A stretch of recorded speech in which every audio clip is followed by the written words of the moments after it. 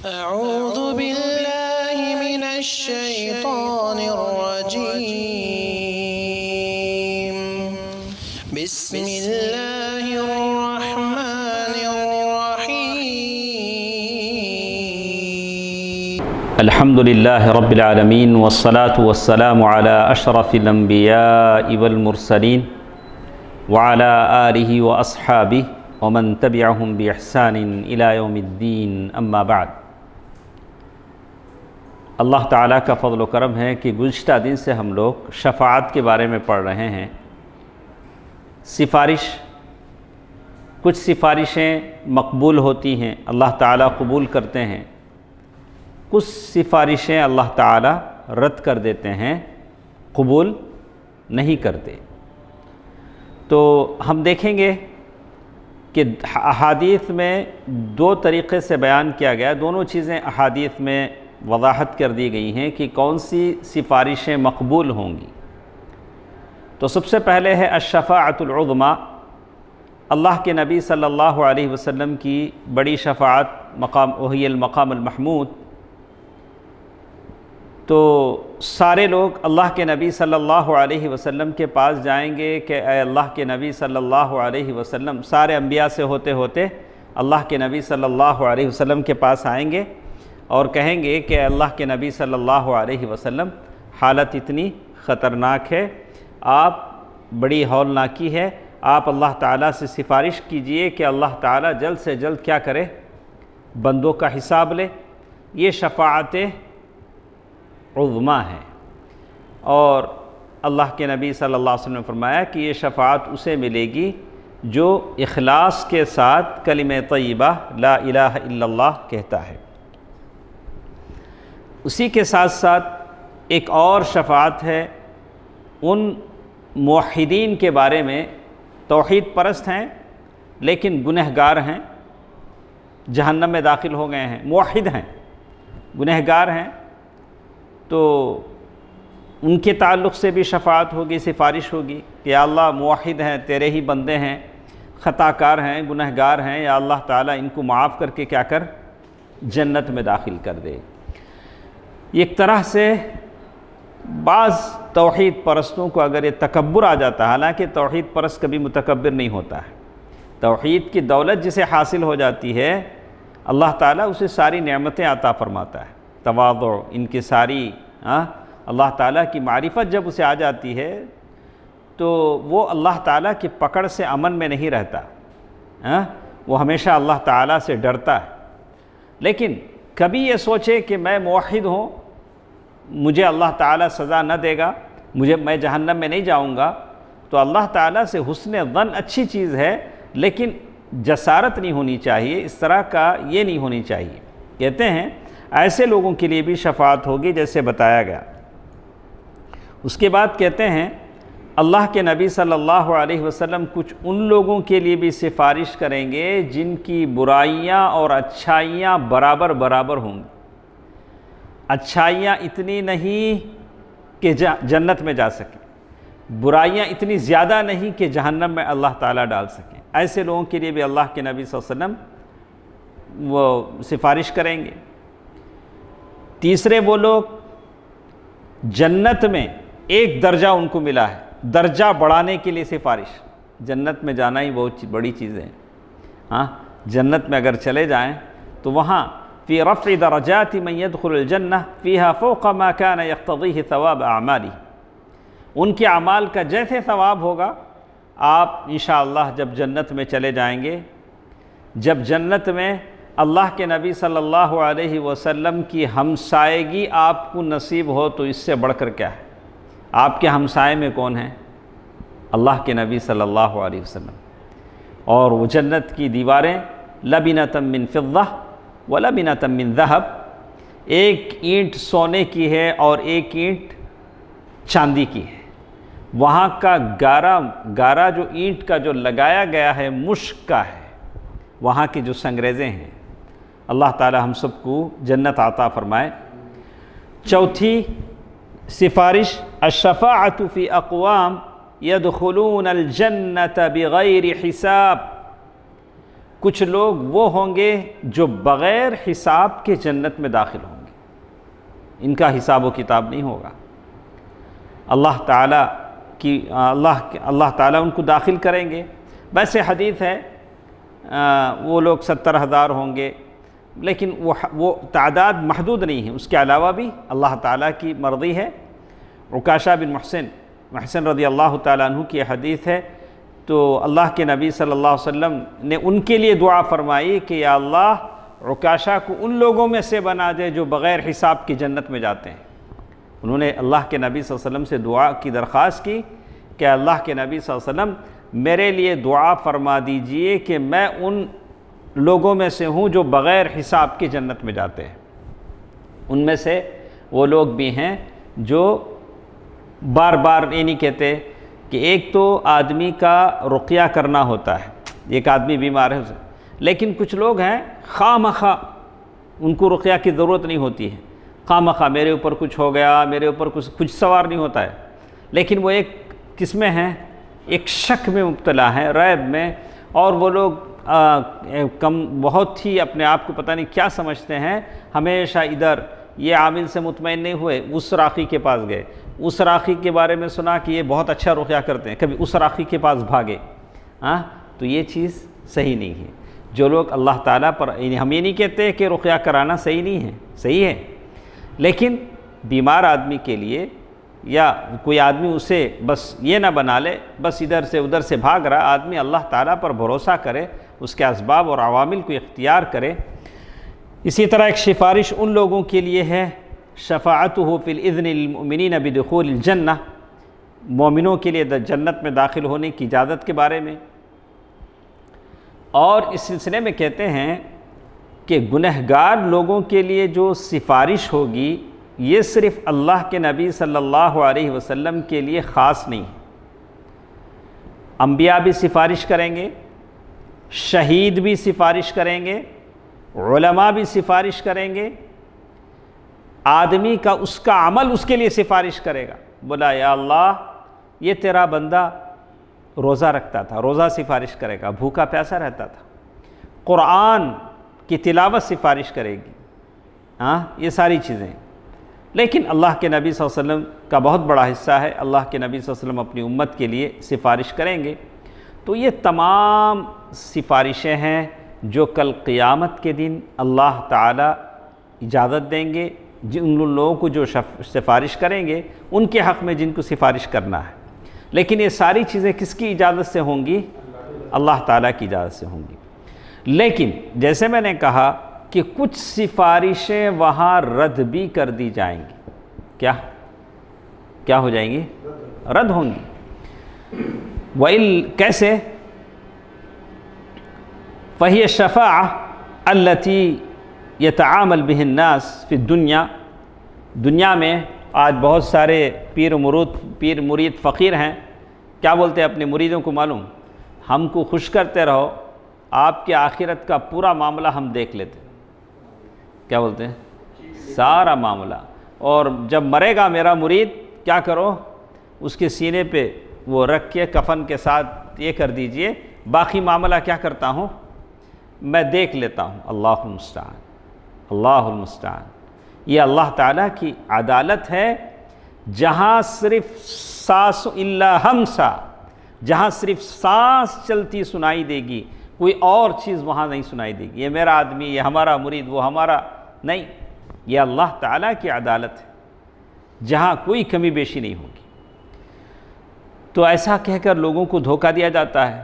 بہت سارے لوگ ہیں، کوئی شاہ صاحب بنے بیٹھے ہیں، کیا بولتے ہیں اپنے آپ کو، اکثر لوگ جیسے ہم لوگ دیکھتے ہیں معاشرے میں، بہرحال کوئی آدمی اگر سادات میں سے ہوتا ہے تو بڑی شرف کی بات ہے، ایسے آدمی کی تکریم کرنی چاہیے، اس لیے کہ وہ سادات میں سے ہے۔ سادات کا مطلب اللہ کے نبی صلی اللہ علیہ وسلم کے خاندان سے، تو اس سے آپ کو محبت ہونی چاہیے۔ اللہ کے نبی صلی اللہ علیہ وسلم سے محبت ہے تو اللہ کے نبی صلی اللہ علیہ وسلم کے خاندان والے سے محبت ہونی چاہیے۔ لیکن کچھ لوگوں نے اپنی شہرت کے لیے خواہ مخواہ اپنے آپ کو کیا کر لیا، سید بنا لیا۔ ان کے پاس نہ تو شجرہ ہے، شجرہ ہونا چاہیے، میرے ابا ان کے ابا، دادا، پردادا، لکڑ دادا، سارے نام آپ کو معلوم ہونی چاہیے کہ آپ کا نسب نامہ سادات سید خاندان کے ہیں۔ لیکن کچھ لوگوں نے اس نام پر بھی دھوکے دیے کہ ہم شاہ صاحب ہیں، اس نام پر بھی دھوکے دیے۔ کہا کہ وَهَذِهِ هِيَ الشَّفْ، اگر کسی کے پاس ہے تو واقعی وہ بہت ہی معزز ہے، ان کا احترام ہونا چاہیے، ان کی عزت ہونی چاہیے، ان کی تکریم ہونی چاہیے، اس لیے کہ وہ خانوادہ رسول سے ہیں صلی اللہ علیہ وسلم۔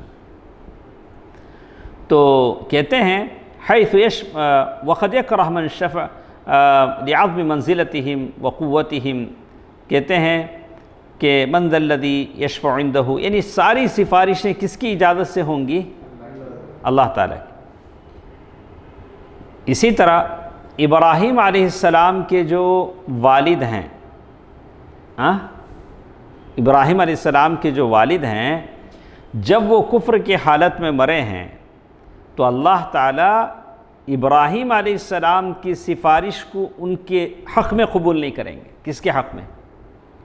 باپ کے حق۔ اللہ، ہم لوگ کیسے لوگوں کو دھوکہ دیتے ہیں کہ آپ کچھ بھی کر لو، ہم اللہ تعالیٰ سے بخشش کروا لیں گے، کلمہ پڑھنے کے بعد معصیتیں کر لو، شراب پی لو، گناہ کر لو، کچھ بھی کر لو، اور ہماری مریدی میں رہو، ہمیں کیا دیتے رہو؟ ہدیے دیتے رہو، ہم یہ کر لیں گے۔ اللہ المستعان۔ یہ صحیح حدیث ہے، ابو ہریرہ رضی اللہ تعالیٰ عنہ کی، وہ کہتے ہیں عن نبی صلی اللہ علیہ وسلم،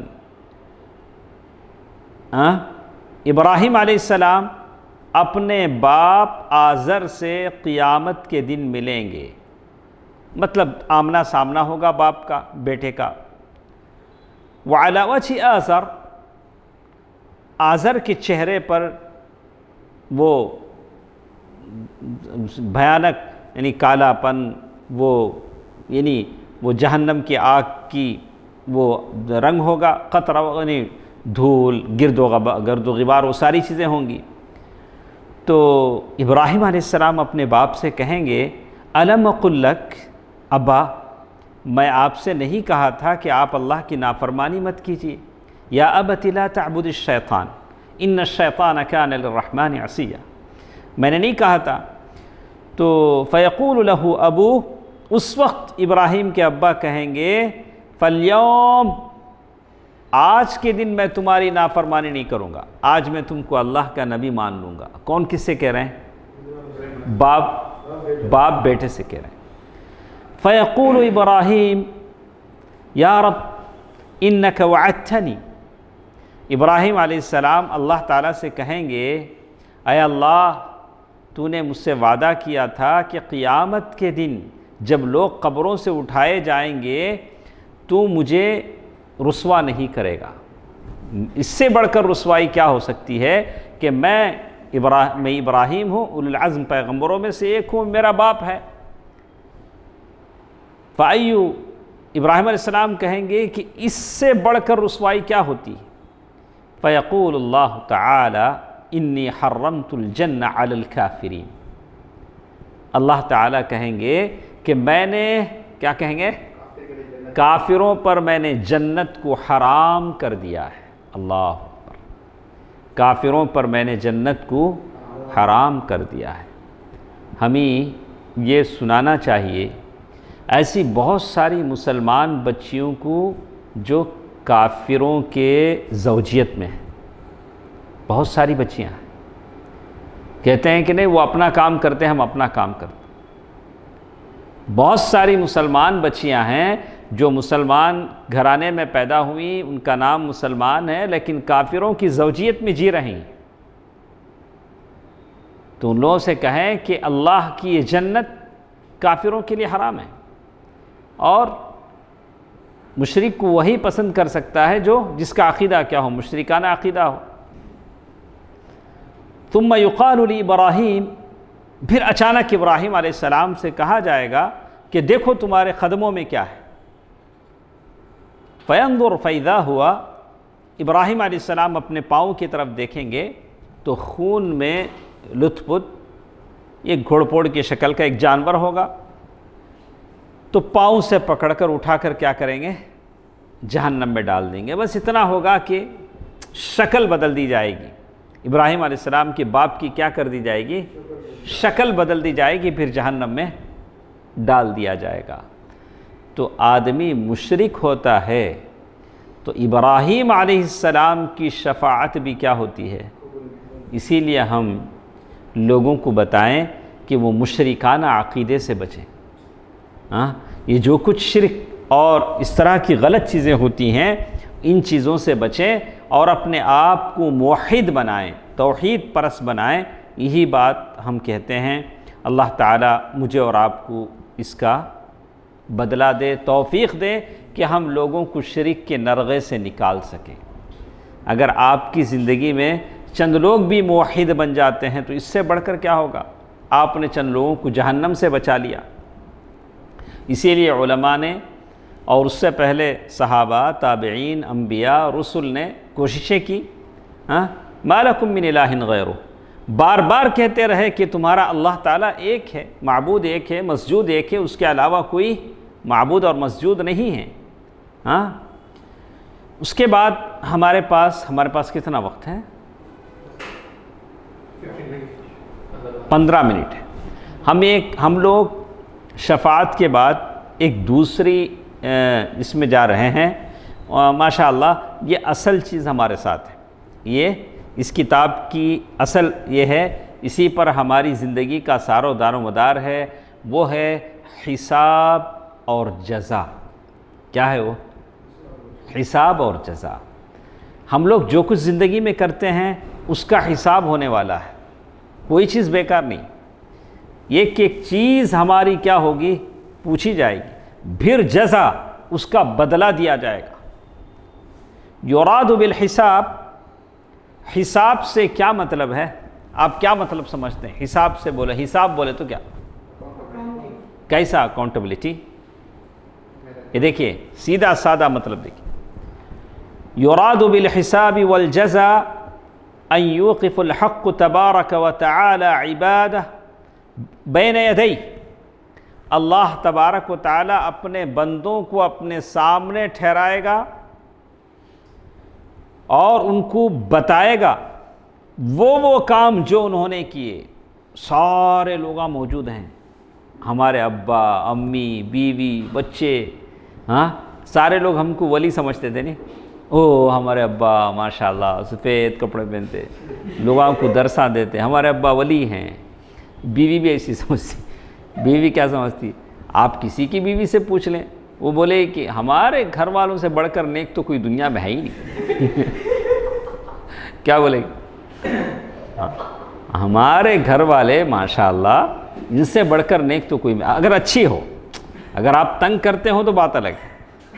اگر بیوی کو اگر کوئی تنگ کرتا ہے اس سے بڑھ کر کیا ہوگا؟ اللہ کے نبی صلی اللہ علیہ وسلم ام المؤمنین خدیجہ رضی اللہ تعالیٰ عنہ کہتی ہیں کہ تحمل الکل وتقری الضیف وتعین علی نوائب الحق. جب جبریل سے ملے ڈرنے لگے تو کہا کہ آپ کیوں ڈرتے ہیں؟ آپ مجبوروں بے کسوں کا بوجھ اٹھاتے ہیں، مہمان نوازی کرتے ہیں، اللہ آپ کو ضائع نہیں کرے گا. اتنی گارنٹی تو آپ کی گھر والی آپ کے بارے میں دینا چاہیے نا، اتنی. لیکن مسئلہ یہ ہے کہ گھر والیاں بھی وہاں ویسی ہی تھیں. گھر والے ویسے تھے تو جیسے روایتیں آتی ہیں حفصہ بنت عمر رضی اللہ عنہا ام المؤمنین سے اللہ کے نبی صلی اللہ علیہ وسلم خفا ہو گئے، ناراض ہو گئے. سوچا، ارادہ کیا کہ طلاق دے دیں. تو جبریل امین آ گئے، بولا اللہ کے نبی صوامہ قوامہ، اللہ کے نبی حفصہ ان کے تعلق سے آپ یہ ارادہ رکھتے ہیں؟ وہ تو بڑی روزہ رکھنے والی ہیں، وہ بڑی راتوں کو نماز پڑھنے والی ہیں. تو وہاں دونوں طرف کیا تھا؟ بیلنس تھا. امہات المؤمنین کی بھی یہ حالت تھی، ادھر یہ تو اللہ کے نبی صلی اللہ علیہ وسلم، تو اللہ کے نبی صلی اللہ علیہ وسلم تھے. تو بہرحال تب جا کر گھر جنت بنتا ہے. دونوں طرف توازن ہو، دونوں کیا ہوں؟ نیک ہوں، صالحہ ہوں. دیکھیے حساب اور جزا کا مطلب کیا ہوتا ہے؟ تو کہتے ہیں یراد بالحساب والجزا، اللہ تعالیٰ بندے کو اپنے سامنے ٹھہرائے گا، سارے اعمال گن گن کر بتائے گا، آپ نے فلاں ڈیٹ میں، فلاں سیکنڈ میں، فلاں جگہ یہ کام کیا، ان کے سارے قول، انہوں نے کب کس کو کیا کہا، کب کس سے کیا باتیں ہوئیں، لوگ بھلے نہ سنیں لیکن اللہ کے ریکارڈ میں وہ ساری چیزیں موجود ہیں۔ وَمَا كَانُوا عَلَيْهِ فِي حَيَاتِهِمُ الدُّنْيَا مِنْ إِيمَانٍ وَكُفْرٍ، آپ کے دنیا کی حالت میں کوئی ایمان پر تھا، کوئی کفر پر تھا، وَإِسْتِقَامَةٍ وَإِنْحِرَافٍ، کوئی ثابت قدم تھا، کوئی ایسا ہوتا تھا نہیں۔ کچھ لوگ ہیں جو بالکل کیا ہوتے ہیں، سیدھے جنت کی راہ پر بالکل صحیح جم کر چلتے ہیں۔ کچھ کیا ہوتے ہیں، انحراف، کننگ، کیا ہوتے ہیں، زگ زاگ ڈرائیونگ بولتے نہیں، کبھی ادھر گھسے کبھی ادھر گھسے، یہ جماعت اچھی دکھی 4 دن ان کے ساتھ بیٹھ گئے، کبھی وہ جماعت اچھی دکھی کبھی ادھر بیٹھ گئے، چلو ادھر کی ہوا ہو جدھر کی، ایسے ہو گئے۔ یہ ساری چیزیں وطاعت وعصیان، اللہ تعالیٰ جانتے ہیں کہ کب ہم اللہ تعالیٰ کی بندگی کرتے ہیں، کب نافرمانی کرتے ہیں۔ وما يستحقونه على ما قدموه من اثابة وعقوبہ، پھر اللہ تعالیٰ بتلائے گا کہ جو کچھ تم نے آگے بھیجا ہے اس کے بدلے میں تمہیں سزا کتنی ہے، کیا دینی ہے، کیا ثواب دینا ہے۔ اور پھر اللہ تعالیٰ اگر مومن بندے نیک ہیں تو پھر ان کو ان کا بدلہ بھی دے گا اور ان کا نام اعمال بھی ان کے ہاتھوں میں دے گا، سیدھے اور دائیں۔ تو اس کا نام ہے حساب اور جزا۔ ویشمل الحساب، یعنی حساب کا مطلب دونوں طرح سے ہے۔ کہا کہ وہاں گواہی لائی جائے گی، حساب کا مطلب یہ نہیں کہ اللہ تعالیٰ خود سے کہہ دیں کہ ہاں تم نے اچھا کیا تم نے غلط کیا، نہیں، وہاں سارے گواہوں کے سامنے ہوگا، سارے اعمال تولے جائیں گے، عمل کرنے والے بھی تولے جائیں گے۔ اللہ تعالیٰ کے پاس ایک ترازو ہوگا، میزان، اور اللہ تعالیٰ اس ترازو میں آدمی کو بھی تولیں گے، اس کے عمل کو بھی تولیں گے۔ والحساب منہ العسیر ومنہ الیسیر، حساب آسان بھی ہوتا ہے اور مشکل بھی ہوتا ہے۔ ومنہ التکریم، کسی کا حساب عزت کے ساتھ ہوتا ہے، کسی کا حساب ڈانٹ ڈپٹ کر ہوتا ہے، کیا جی ایسا کرے نہیں تمہیں، حساب ہی ہوتا ہے لیکن کیسے، ڈانٹ ڈپٹ کے۔ اچھا، والتبکیت ومنہ الفضل والصفح، کبھی حساب ہو رہا ہے، اللہ تعالیٰ جانے دو میرا بندہ ہے، کیا ہے، جانے دو میرا بندہ ہے۔ کوئی آیا اس کا حساب ہو گیا، فرشتے لے جانے لگے، جاتے جاتے پیچھے مڑ مڑ کے دیکھتا، پتہ نہیں اللہ تعالیٰ رحم کریں۔ پھر اللہ بولا کیا بھائی، جاتے جاتے بولا اللہ میں گنہگار ٹھہرا ضرور لیکن اس امید میں کہ آپ مجھے معاف فرما دیں۔ اللہ تعالیٰ نے اسے معاف کرا دیا۔ جب اللہ تعالیٰ کا اس نے حسن ظن رکھا، گمان رکھا تو اللہ تعالیٰ نے معاف فرما دیا۔ تو یہ حساب و کتاب ہے۔ انشاءاللہ کل کے دن، کل پیر کے دن انشاءاللہ ہم لوگ پڑھیں گے حساب کا وہ میدان کیسا ہمارے ساتھ ہے، حساب کے میدان میں کیا کیا چیزیں پیش آتی ہیں، تو آپ اور ہم سن لیں تاکہ کل کے دن زیادہ پریشانی اٹھانا نہ پڑے۔ پہلے سے ساری چیزیں سنی ہوئی ہیں تو اس کی تیاری میں ہم لگ جائیں۔ اللہ تعالیٰ سننے اور بولنے سے زیادہ آخرت کی تیاری کرنے کی مجھے اور آپ کو توفیق دے، یہی سب سے اہم چیز ہے۔ اللہ سبحانہ و تعالی ہم جو کچھ کرتے ہیں اس میں اخلاص عطا فرمائے، آمین۔ والسلام علیکم ورحمۃ اللہ وبرکاتہ۔